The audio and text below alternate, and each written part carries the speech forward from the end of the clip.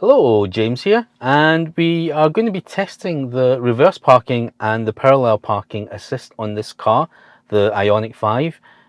This is part of the tech package, so I thought I'll give it a go, seeing that we've got that thrown in with this vehicle.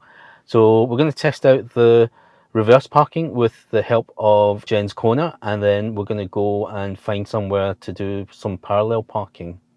So we're going to test out the self-parking feature today, and to do that we press the P with the camera icon here, and this brings up the camera searching parking space sensors. So we have to drive below 12 miles an hour.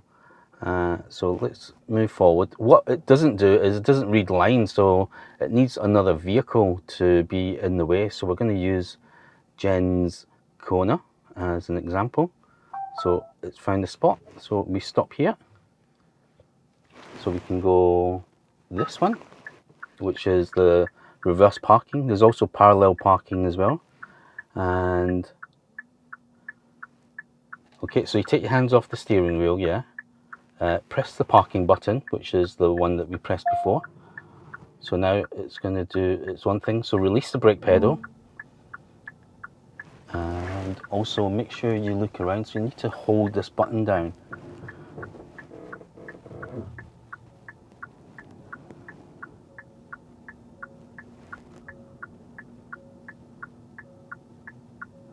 It knows there's no car in the other spot, so it kind of using up as much space as possible.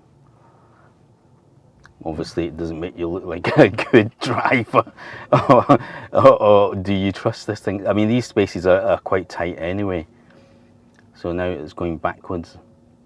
It sometimes does a few forwards and backwards, I found, like now.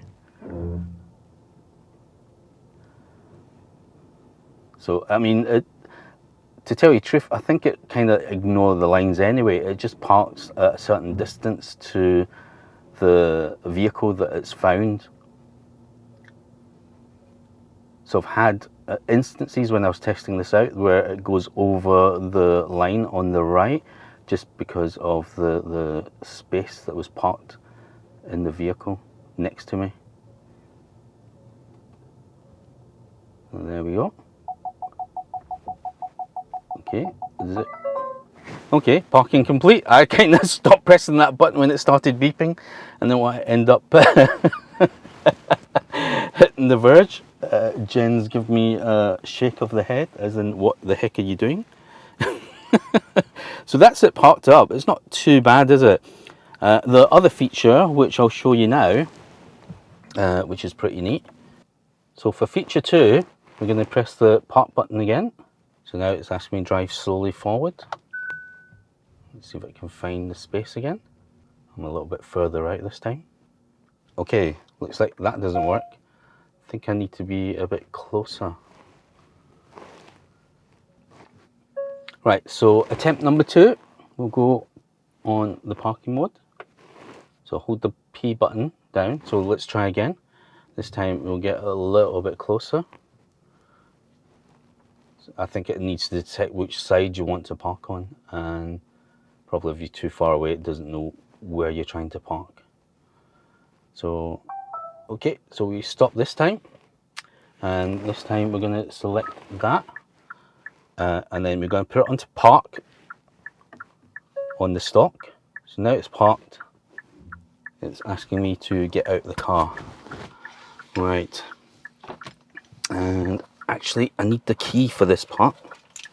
So what happens now is you get the key and you basically get out of the car, otherwise this won't actually work. So for reverse parking and parallel parking, you have the key fob here, and it doesn't matter if you press the forward button or the backwards button here. You just basically need to hold them down to activate it. So now we're going to exit the car, and we're going to hold the button down. I think Jen's getting a little bit worried. Right, there we go. So it's doing its own thing, and you basically have to hold the button down to keep it going, otherwise it will stop. Oh, Jen! She's giving you funny looks. Obviously I didn't want to test this out with other vehicles, just in case. But I mean, it seems pretty stable, and it seems to do its job. And it basically just self-parks. Would I use this? Possibly. It's kind of a lazy option. It does the job fairly well. I've only had it once going a bit weird on me, and I reckon it's because I selected parallel parking by mistake instead of reverse parking. Other than that, oh, maybe you need to be within a certain distance. Ah, it's okay. So you still need to be fairly close to it. Otherwise, if you're too far, it thinks you've just walked away.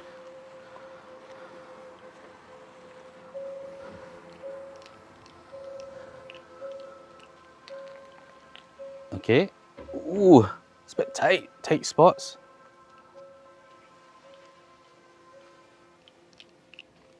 Again, you need to be following the car by the looks of it.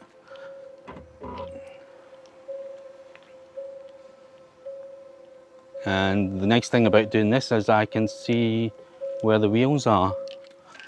And I think that will do it. There we go, that's it, self-parked.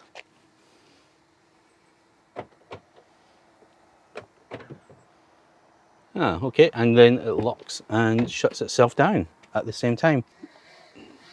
To tell you the truth, these spaces are quite tight, so I wouldn't like to be the driver of the corner trying to get out, and I don't think I would have parked so close myself. So this time we're going to try some parallel parking. Getting the sensor on. Okay. So pick that, hold the P button down, let go of the brake, look at the mirrors. Oh, it's going up on the curb.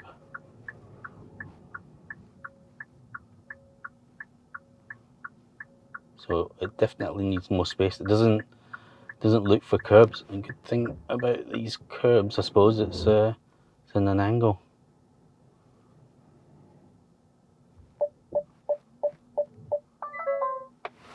There you go, parking complete.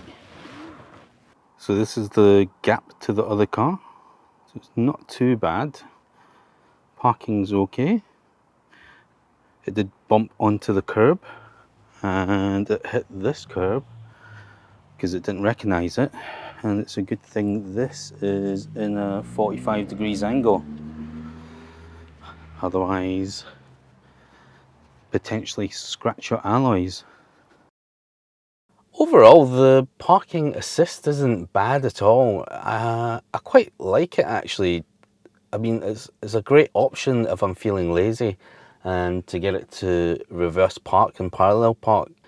It's a nice little party trick as well, and the kids seem to like it quite a bit. Jen not so much, she just freaks out.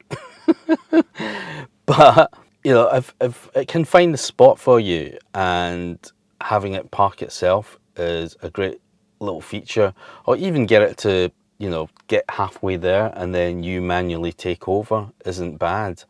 But let's face it, at the end of the day, if you're just going to reverse park in yourself, it's probably going to be a lot quicker. So if you like this video, please hit the like and subscribe, and I'll see you guys next time.